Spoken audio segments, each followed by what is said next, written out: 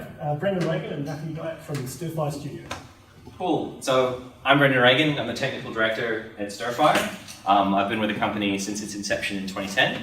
And yeah, the buck stops with me on all the technical decisions, especially the ones made during this project. And I'm Matthew Dyet. I'm the producer at Stirfire. I basically make sure the team's running okay, smoothly, the project's getting done. And I've been with Stirfire since 2014. Yeah. So a brief synopsis of what we're going to go through. So we're going to talk about the prototype that we made.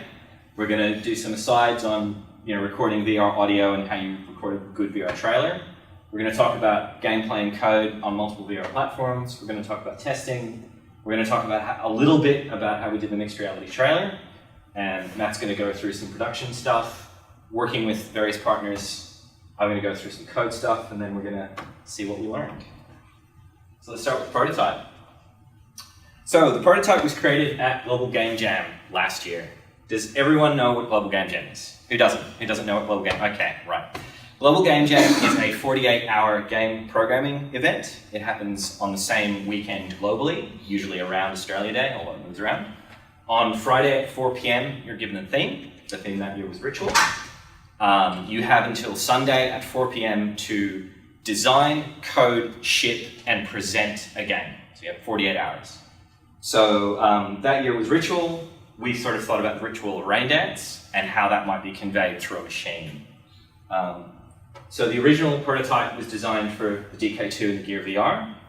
If you know anything about those platforms circa 2016 January, you'll know that there was no controller for them. So the interface was gaze and press button. So there were all these buttons on a central control console. You could look at the button, it would light up, you press something and it would react. So the whole gameplay was based around decoding which particular sets of symbols gave you which particular weathers, and then using those weathers to regrow the plant. From the testing in that, we discovered that people really liked changing the weather in VR. Like VR is by its nature awesome, but like having the whole sky shift around because of something you did is really cool. Having the landscape change because of something you did is really cool. So we decided that we were going to pivot from the game we were working at that point to working on this. Feedback from the playtest showed that the control system and its obtuseness were a problem. Originally, the game was more procedural in that every time you ran it, the set of symbols that corresponded to a given weather were randomized. People just couldn't understand what was going on, so we needed to change how this worked. And the feedback that we got was it needed to be more spatial. So that spatial feedback really came from GDC 2016, when I basically flew over to San Francisco with a version of the game running on the Gear VR and sat down with Sony because we've been discussing with them the fact that we want to do a VR game. And so I showed them the game working on Gear VR and basically just had a chat about what exactly we wanted to do, about the fact that here's this really cool VR game where you get to experience changing the weather. And the feedback from them was basically, it needs to be more spatial, but they loved the concept. Like they really enjoyed the puzzle game, because at that point there were really not much things lined up for PlayStation VR that were puzzle games. And they just really enjoyed actually changing the weather and seeing that move around you. But they wanted to really see the game make the best of VR and more spatial gameplay. Yeah. So Lisa, our creative director, with input from the rest of the team, when I got back from GDC, pretty much started out figuring out what the new method of actually playing the game was going to be. And so we came up with this idea of controlling everything using this beam of light. So you would redirect this beam around the tower to different machines. And we had a whole bunch of different concepts for how this looked. And the beam splitter and the prism that you'll see here are not actually things that are in the game now. The splitter is, but it's a bit different than what you see in that concept. The machines though are They're pretty much the same, pretty much exactly the same from the original concept. But we also greatly expanded the tower design as well, because if this was going to be a spatial game, then you need space to move around in. Yeah.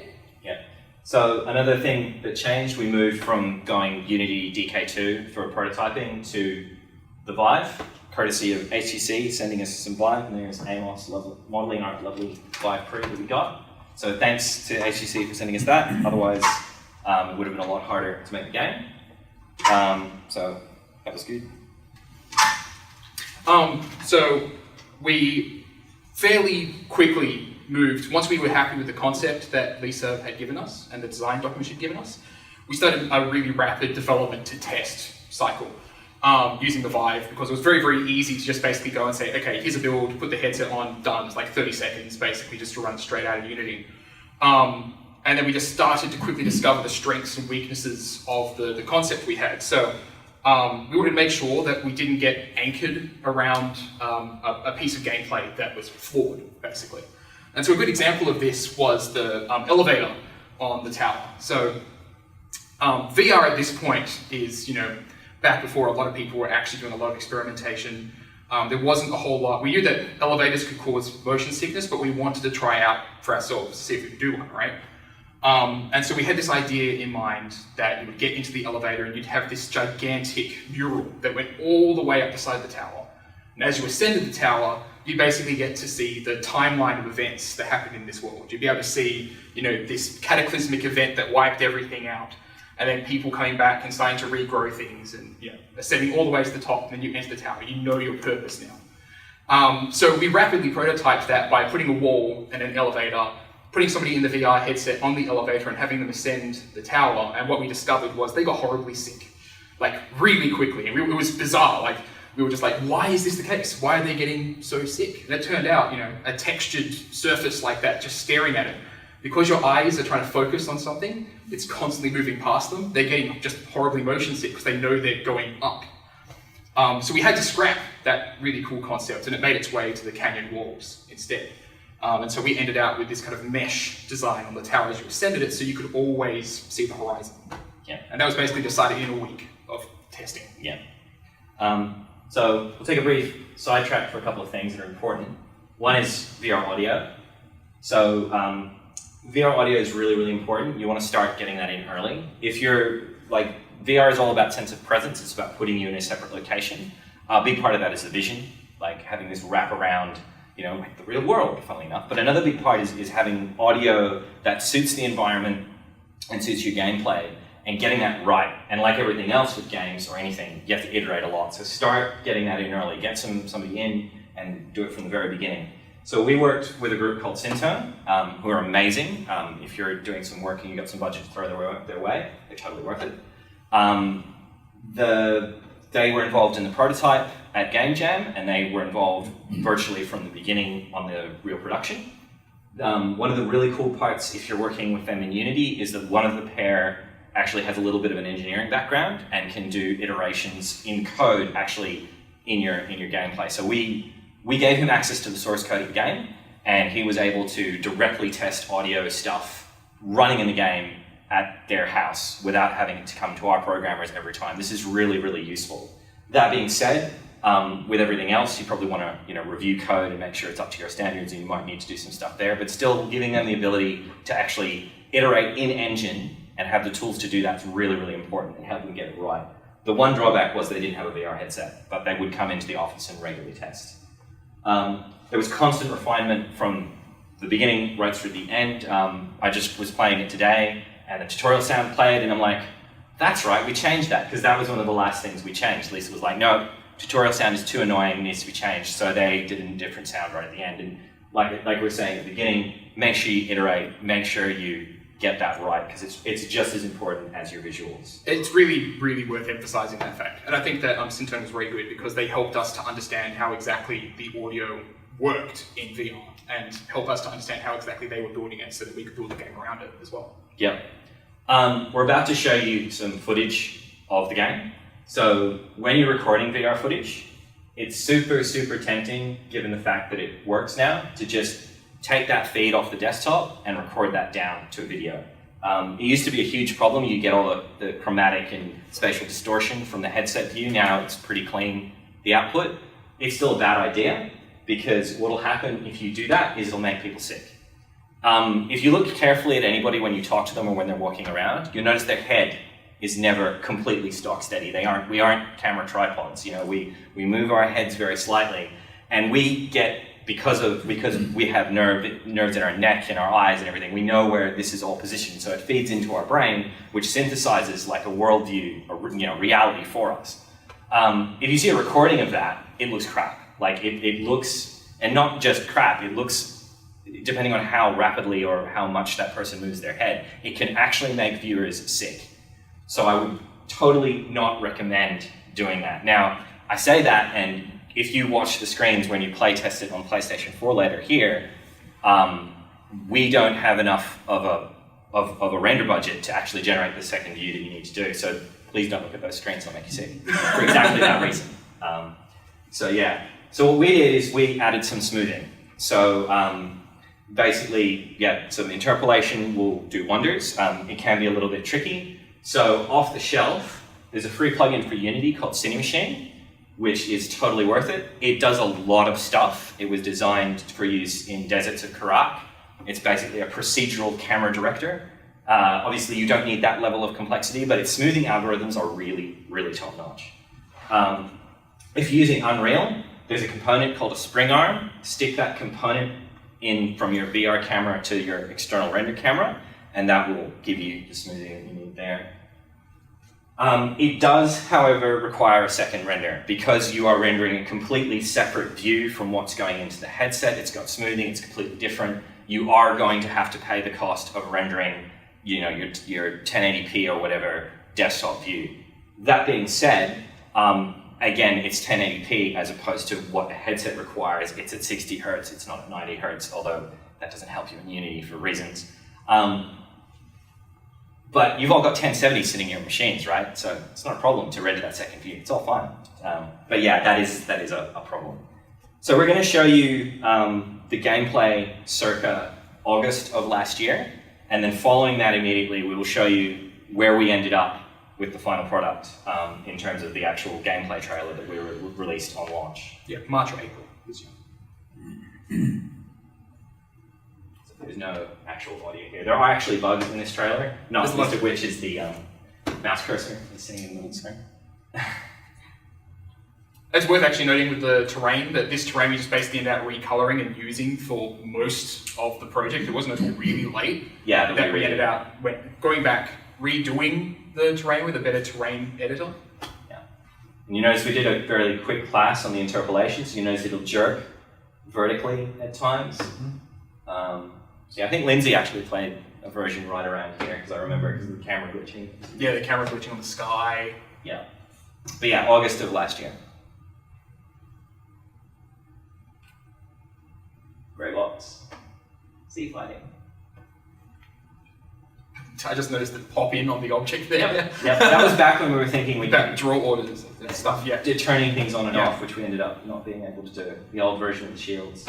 We don't have a robot. Original teleport code. All sorts of stuff. Currently floating down because going down through the floor. Because the elevator didn't deactivate, so it's going straight back down. Yeah. So, yeah, which is one of the reasons this video got recorded in the first place. So we still had it.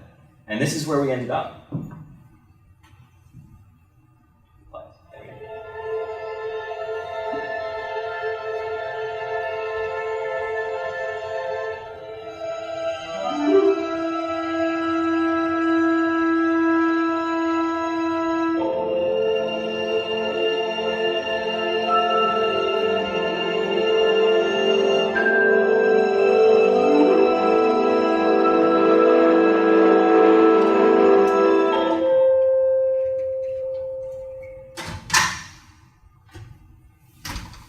Worth noting that's actually me doing that, puppeting the character. And sometimes it was Lisa. Sometimes we recorded it was Lisa. that on the weekend, remember? We did also have the puppeteer come in. Yeah. She actually didn't actually end up using any of that footage. No, that's right. Lost. Disaster. So, let's talk about code. Multiple VR platforms. So, if you're going to ship for multiple platforms, this is a good general rule, not just for VR, but hey, this is how we did it. So, we wrote a cross-platform VR interaction framework that went in from the start. Why didn't we use one that was off the shelf? Two reasons. One, we started last April, this is when this code actually started being written, and what I was seeing wasn't really fantastic yet. The other one was that because we knew we were going to ship on the PlayStation 4, I really wanted to make sure I had control of all of that pipeline for performance reasons. But yeah, make sure you got good abstractions, you want to, most of your gameplay code doesn't really need to know the specifics of the controller. They just need to know actions coming out of the controller and information to feed back to the controller. Same thing with the headset. Most of your code doesn't care about the specifics of which headset you're using. All they care about is where is the player standing and that sort of thing. So yeah, there's some key differences, but we'll go through that. So any changes that we did, so we have a pull request system, and in order for you to pass code review, your code had to run on the PlayStation VR. Now, run is an important thing to note there. That it was basically around making sure that code constructions compiled and that the performance wasn't so bad as to make somebody sick. There was very little usability testing on the PlayStation VR at this point, but it was still important. It's still important throughout the whole project. If you know you're going to ship on a platform that is quite different from your existing platform, it's really vital that you keep making sure that your code works on that thing at regular intervals. So we had a specific order that we tested the features and built on. We started with the Vive, obviously, because that was directly connected to the machines, and iterating on that was really, really fast. We actually had it set up where we had the Vive tracking space was basically across all of the programmers' desks. So there was an open area and then programmers' desks at the back of the room. And there was one Vive that was connected through a 4K compatible HDMI switch and a USB 3 switch. So any of the 4 developer machines could actually connect straight to the Vive with a very small amount of changing. And they were all set up and calibrated so that the construct was set up properly. If you've got multiple developers in one office and only one Vive, that's a great way of sharing it. Once we were done there, it would be run on the PlayStation VR. In terms of actual, when we did more in-depth usability testing, this was the order as well. We got into fairly heavy testing on the PlayStation VR in about December of last year, in January of this year, somewhere around there.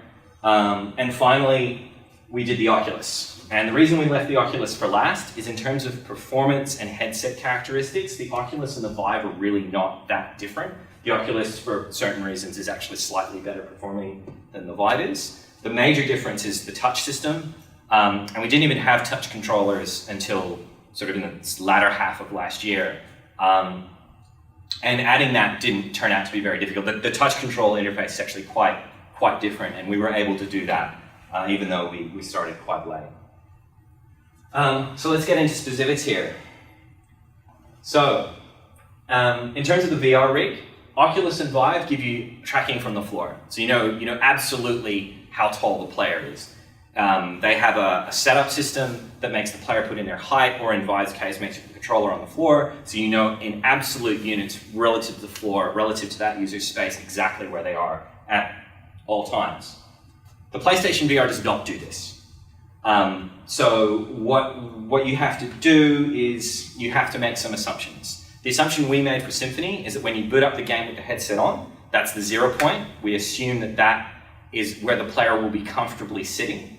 So we reset the camera rig once the game boots so that that's your root position. We also assume that the player is about 1.2 meters off the floor. And the reason for that assumption is we wanted to have a minimum of interface menus for standing and sitting.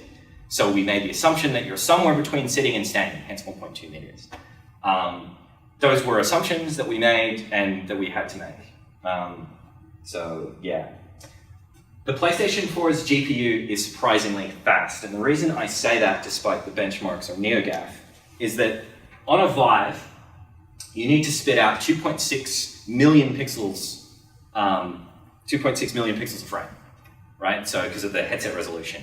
And that means every second with the 90 hertz that you got to do, that's 230 million pixels a second. That's a lot.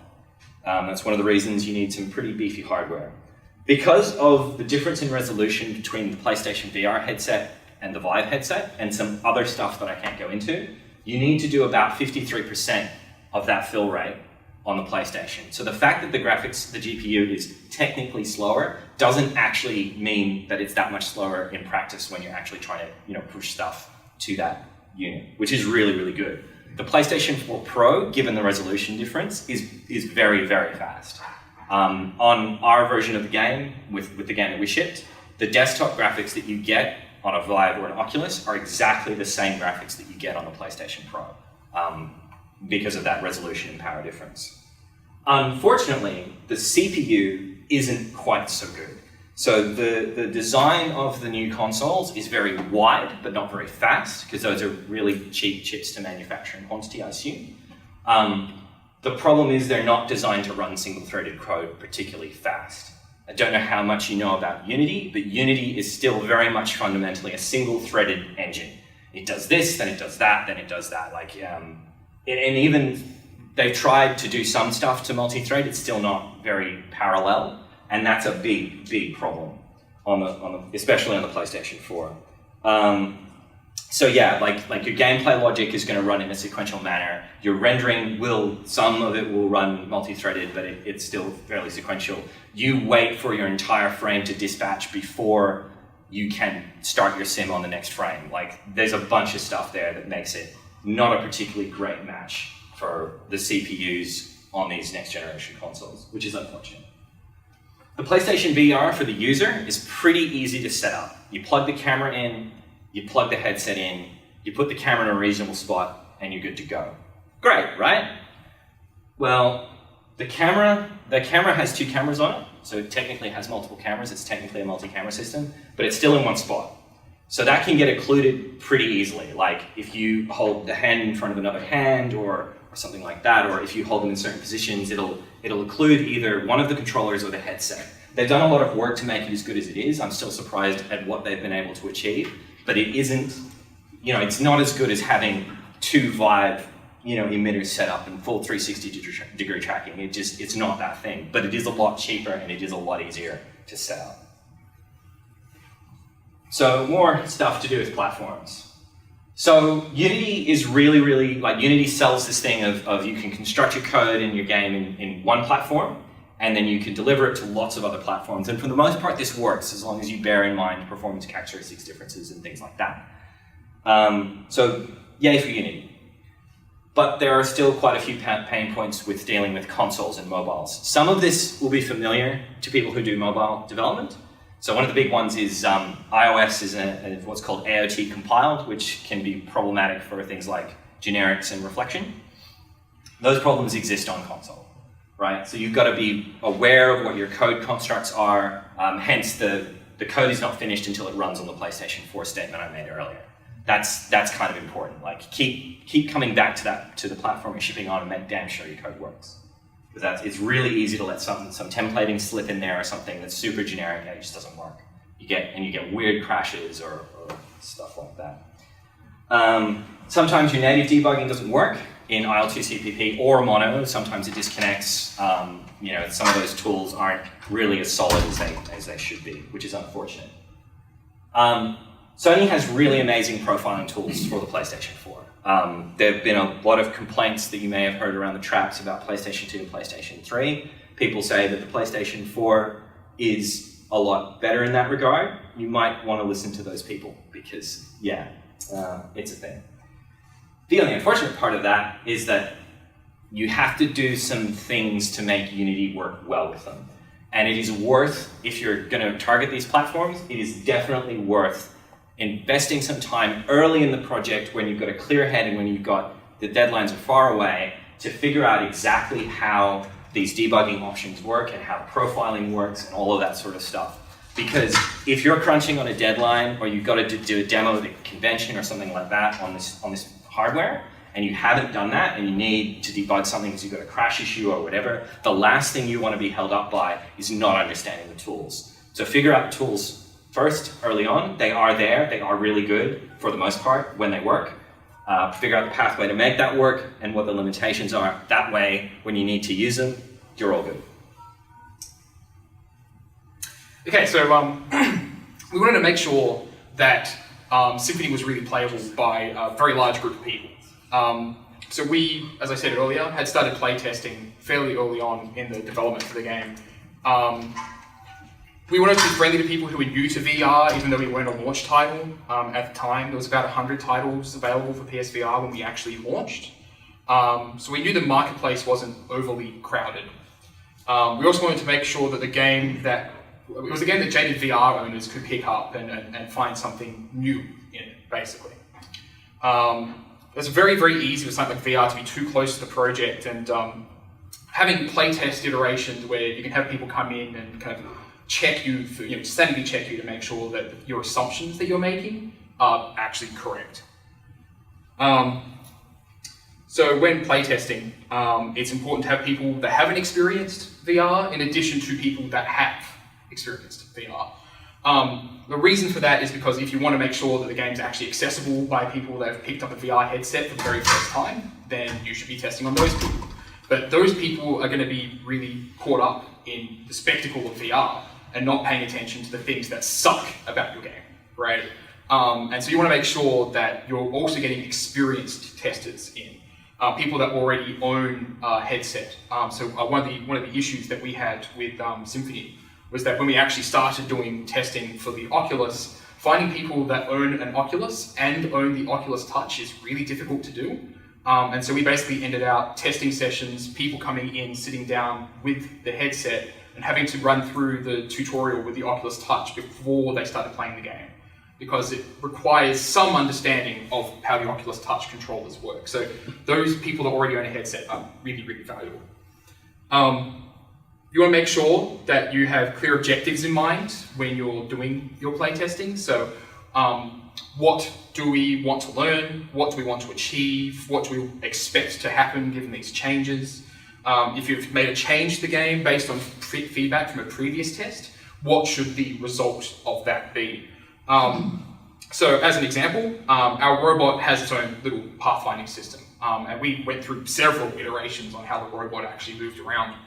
But the robot needs to actually be up close to you so that you can actually use it as an inventory, basically. But it can't be too close, because otherwise it starts intersecting with the player and the player wants to get away from it. But it can't be too far away, because otherwise the player can't reach the thing. So there's a sweet spot that we found there through our testing, which we achieved through iterating on how the robot actually navigated the world. So your mostly handy robot sidekick would never have happened without the playtests, because without those playtests, we would never have really known that, well, okay, the inventory system is kind of an issue. He came up as a result of PlayStation VR in particular, but there was an inventory system on all platforms, really. Like, how do you get from point A to point B carrying all these tools? And the robot kind of came out of that. So we could run an entire talk about proper play testing of VR games, but some of the highlights from our testing was that we uncovered many, many bugs with the saving and loading system, and that came later on in development, so we kind of expected there to be lots of bugs there. We refined the robot's movement to make them more useful, and we addressed issues about tracking loss on PlayStation VR. But one of the biggest things that we kind of took away from the public game testing is the fact that VR is impressive and there's a lot of spectacle to it. And so you're going to get people in the headset that are going to go, whoa, for 15 or 30 minutes. And then they're going to get out of the headset and they're going to be like, oh my God, that was incredible. And they're going to walk away.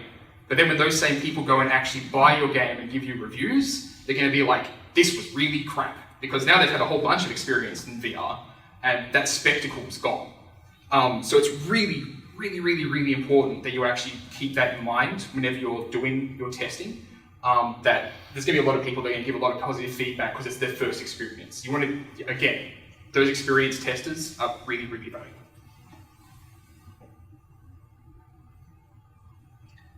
So we recorded a mixed reality trailer because conveying what a VR game is like on a traditional screen is really, really hard. So we decided we were going to do a mixed reality trailer. It's complicated to record one of these. We're just going to do some cliff notes here. If there's interest enough in a presentation, talk to Jonathan, because we're willing to do one, or talk to one of the other Apple peeps. So yeah, it's technically demanding to record these things. So we were tracking 4 controllers. We're tracking a controller for the puppet, 2 controllers for the main actress, and then there's a controller on the camera here to track the camera. That's a little easier now with the Vive tracker, but it's still multiple things to track in a scene. So yeah, that's problematic. The puppeteer actually is able to control robot animations directly from that controller, because it's really important that she be able to, insert the right animations at the right time, because that's part of what a puppeteer gives you. We try to go for a moving camera while in mixed reality, which is really hard to achieve because you want to make sure that the camera is steady. The camera is heavier because it's got tracking things on it. So we were somewhat successful in executing that. But yeah, there's way too much about this. This is like a 45-minute thing on its own. So if there's interest to know how you would achieve that, let us or Jonathan know, and we can do something around that. So we'll show you what that actually ended up looking like here. If you do have any questions about the trailer though at the end, we can answer.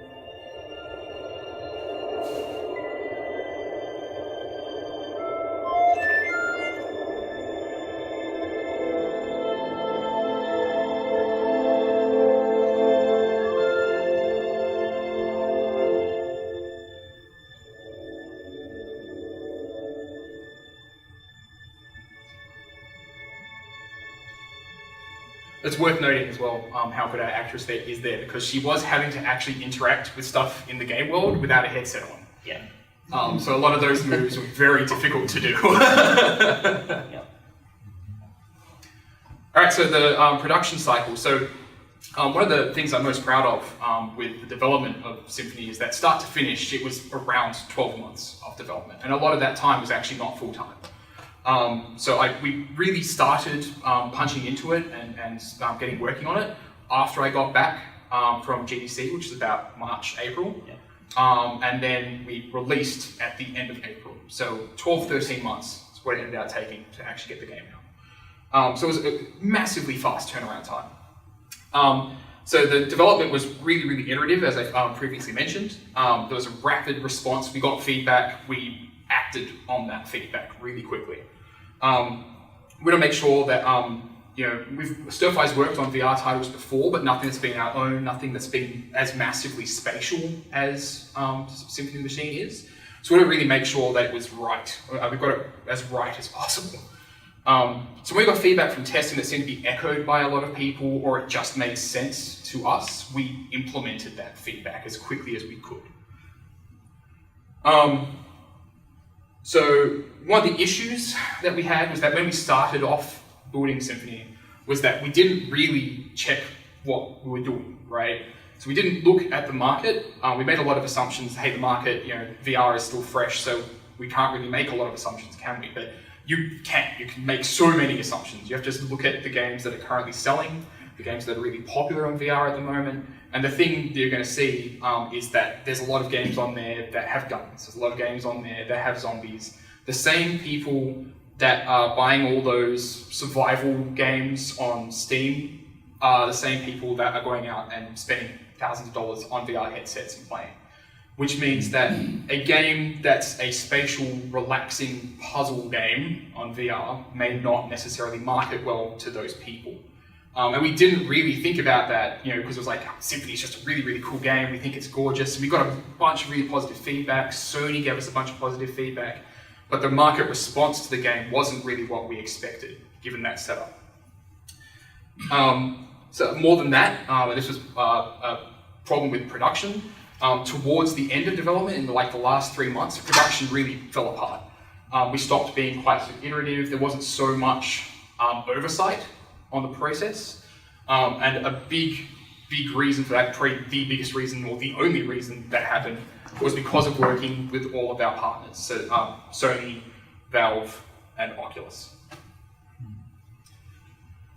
So that brings us to this, because this is something that I don't see covered a lot in a lot of talks, but working with partners, especially like Sony and Oculus, it's incredibly challenging. Like from the outside, it actually looks fairly simple, but it's kind of deceptively simple. They've got a submission and approval process that you really need to be aware of, and that process is time consuming. You're going to want to make at least like 3 or 4 months of your time, your development time, set aside just to get through that process. There were several points with the development of Symphony where we were like, we can release in this month, and then we sent it to our partners and we're like, okay, we're going to have to push it back by about 3. And that happened several times over. Rightfully, we could have actually given it another 3 months rather than releasing in April even. So Sony and Oculus have an extensive approval process. Valve has one as well, but if you've released a game on Steam, you're probably going to know what to expect. There's not much there. They mostly just want to make sure that they're not going to go through and say the quality of a game is terrible, we're not releasing it on our platform, but they will go through and make sure that there's nothing horrible about it. But Sony and Oculus, on the other hand, have an extensive list of rules that you actually need to keep in mind while you're actually developing a VR title. There's a lot of sticky stuff in there as well, like motion sickness. Does your game make people motion sick? With Symphony, that wasn't really so much of a concern, because it's fairly, you stay in one place, move stuff around, it was relaxed. But if you're making a high-speed, first-person shooter for the PlayStation VR, you're very likely going to run into their motion sickness rule. And it's one of those things where there's no hard, fast way to measure that, other than getting somebody that gets easily motion sick and putting them in your headset. So each partner has their own set of unique rules and requirements, and they can differ, and they can actually compete with each other. So your rules for releasing a VR title with Sony on the PlayStation VR is going to differ from the rules releasing on the Oculus. And you really need to keep that in mind. It's a very, very good idea to actually have like a list of all the rules that apply to your game, keep track of those rules and make sure that you're not breaking any of them. And if there's any rules there that you're like, do we or don't we, you should really have a conversation with your partner about that. So a lot of the reason why these rules kind of suck is because VR is new to them as well. They're still working out what rules apply to VR. A lot of their rules in there are pulled straight from the rules on how standard games basically work. So you can run into a lot of weird issues there where you're like, well, this makes sense in VR, but because the rules are pulled straight from how a game's supposed to work outside of VR, it applies, you can't do that in VR on their platform. They're constantly changing those rules though. If you have any rules that appear that you're like, maybe we should suggest to them that this rule kind of sucks while you're doing it, you can totally send a message about that, and they actually listen quite often. So the feedback from them about any rules that you've broken, or if you're seeking feedback before you've actually done a submission, it can be really, really unhelpful, and it can be really, really untimely. Sometimes you can just get a knockback with an error report, and you'll be just like, how did this happen? Like there's no context there. Or you can get knocked back without any error report at all, and you're just left to guess what the problem was. But then other times, the feedback can actually be really, really valuable. Like actually working with partners can be an absolute joy. I can tell stories about pulling all-nighters, which the fact that it's a positive story about pulling an all-nighter is unusual, but pulling an all-nighter, just having a conversation with Sony about the game, trying to make sure that we could actually get it released on time, and just working really closely with their American team, just back and forth emailing for several hours, basically, just going through stuff, figuring things out, and then in the morning just knowing that everything's fine because they've got our back, basically. So they can be really, really helpful. And it's really important to establish a relationship with them and maintain that relationship all the way through development. This is also potentially its own talk, really, though. Like, publisher management is not just something that's specific to VR, but with regards to VR, it's probably more complicated because they're still figuring things out just like you are. Yeah. So let's talk a little bit more about code. Assuming this goes to the next slide. Go on, you can do it. There we go. Cool. So I'm a firm believer in code review. So a little bit about our process. Every time a programmer delivers code, other than, it's got to run and compile on all the platforms, everyone in the studio who is a programmer is expected to review that. Anyone in the studio is welcome to look at it, but programmers are required to look at everyone else's code in review before we submit it and merge it into the main branch. And the reason for this is it kept everyone familiar with how subsystems were being assembled. It allowed us to identify possible design issues earlier rather than after things had already been implemented. Because the last thing a programmer wants to do after they've done this beautiful system is have somebody go, if I remove this card, it's gonna all fall down. Why didn't you tell me this beforehand, right? So before they get too deep in, other people can look at that and go, actually, maybe we need to think about this, which is really useful. It also, when you make a mistake, a spelling mistake, or other sorts of easily spottable bugs, allocating memory where you shouldn't, someone else will usually be able to pick that up. The old adage for open source is many eyes make all bugs shallow. You can use that to a certain extent in your own organization, and I recommend you do. We did some unit tests. Most of the major subsystems in the game are actually unit tested. There's no functional test, there's nothing beyond a unit test, which is a bit crappy, but doing functional tests is quite difficult in Unity at this point. Doing unit tests in Unity is also quite difficult, but I always see the value in a unit. Functionals are a little bit harder because of the interaction of multiple systems. We're still not there. We've got a lot of places, a lot of exploration to happen in our own testing regime and figuring out where we sit and how we can do things better. But it's a process, and a lot of studios aren't even doing unit tests, so I'm happy that we're doing it, which is really good. One thing that fell out is that the main people just ended up being responsible for certain systems, and in some cases they weren't the original designers of those systems, although they mostly were. A case in point is the robot AI Amos was mostly responsible for, and so if anyone was adding to that system, anyone could add to anybody else's system, and we did. But if we generally ask the person, hey, we're thinking about doing this, what's your recommended approach? And that's really, really useful, having that person who knows how that's going to work. You'll tend to have that fallout. But it's still important to use the review process to make sure that everyone can edit a system, because if somebody's sick and you need to do a bug fix or shit, it's really important that everyone is at least familiar enough that they feel like they can get in there and do stuff. We accrued some technical debt during this project that I'm not particularly happy about, and so don't do these things. If you're going to have a save or load system, don't wait until month or 9 or 10 of a 12-month project, right? So we're 80% of the way through the whole thing, and then we're like, oh yeah, we need to save and load the game because people need to be able to put their PlayStation and turn it off and come back to the game and not lose all their progress. It's kind of important. Especially with a system like Save State, because it's going to touch everything else in your game. Any project, if you need to save state and load it again, get it in as early as possible, because it will touch almost everything you've got. So yeah, that's a thing. The other thing that we tended to do is we would prototype a system, like the laser system or the weather system are the two that really come to mind, and we would prototype them to get something out for playtesting or for an exhibition. And then we would leave that there. It would be painful, and it would be like, oh, this is annoying to hack on, or we need to fix this bug and we don't know where it is. We'll fix that when we refactor the system, and we would not refactor the system. Don't do this. If you start having pain with a subsystem, and you've basically got enough of idea after having done that prototype to know, okay, these are the things it needs to do, refactor it then. Don't wait. It's just going to get worse. And yeah, not good.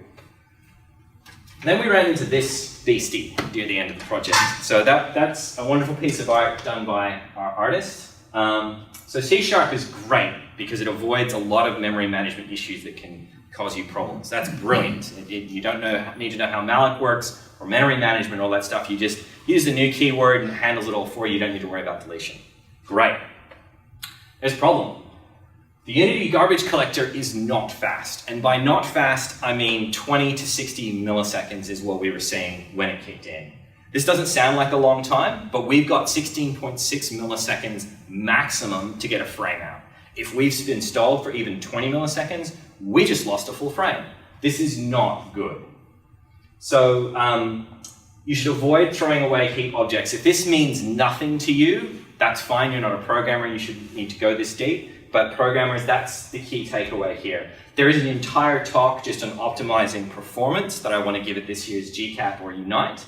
I've got Tim Dawson, who wrote Assault Android Cactus, which is amazing and runs at 60 frames per second on a PlayStation 4 and very, very fast on a Vita, and it was done in Unity. So him and us are going to get together and deliver a full-blown, here is how you make your Unity game really fast. To give you an idea, we were garbage collecting once every minute before we did our performance optimization pass, which took us 2 months. When we were finished, it either doesn't garbage collect at all, or it does it a maximum of once every 10 minutes, which, if you know anything about Unity, is not surprising that you still get some garbage collection. It's worth noting, though, that with this issue, this ties back into the managing partners thing. Yeah. Because with a VR game, if you have a 1 frame drop and their rules say that you can't have a 1 frame drop, you've now broken their rules and they won't let you release on their platform.